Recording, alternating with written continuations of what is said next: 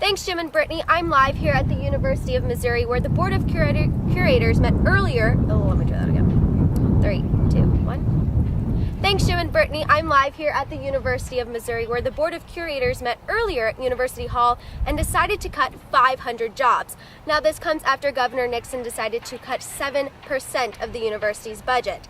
Along with this action, they will also have hiring freezes. Now, this is MU's move to try and save $20 million, but the staff here is very angry that they are bearing the brunt of this change. From now on, all new hires will have to be funded through private or outside grants. Reporting live in Columbia, I'm Madison Hill, KOMU 8 News. Thanks, Jim and Brittany. That's 500 jobs to be cut here at the University of Missouri. Faculty and staff say they're not happy to be bearing the brunt of the governor's budget cuts. Now, the governor has cut 7% or $20 million from MU's total budget.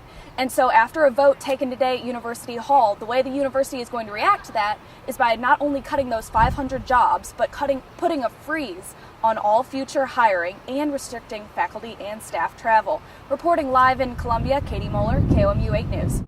Thanks, Jim and Brittany. I'm live here at the University of Missouri, where Supreme Court Justice John Roberts is leading a march against journalism.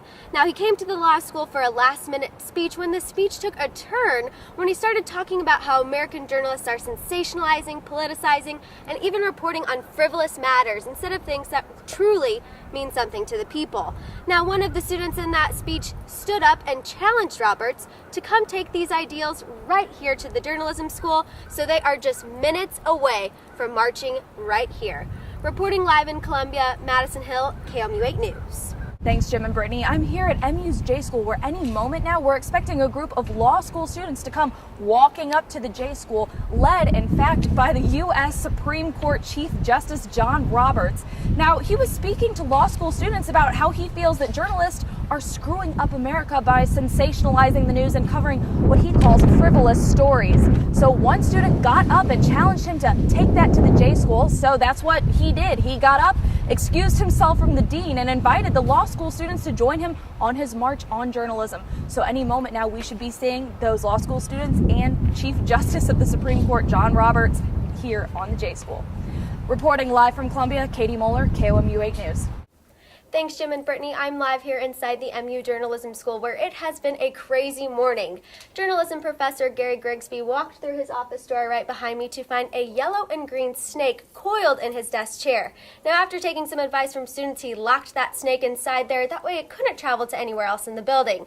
Now, we have no word yet on exactly what type of snake, but the zoology department has said could be the highly dangerous and highly poisonous puff adar.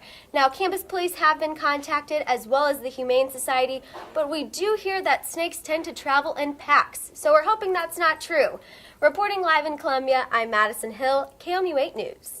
Thanks, Jim and Brittany. It's been a bit of a strange morning here in the MU Broadcast Lab. Students say Professor Gary Grigsby, whose office we're standing in front of, hasn't stopped screaming, and they say that's because he found a huge snake coiled on his office chair.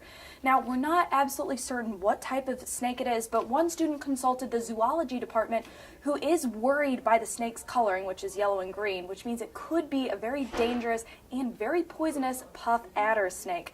However, we're still waiting on confirmation on what type of snake that is and whether it's dangerous or not, so we'll get back to you on that. One other piece of information, we do want to let viewers know that sometimes these snakes are rumored, if it is a puff adder, to travel in pairs, so we're hoping that's not the case here on MU's J School Broadcast Lab.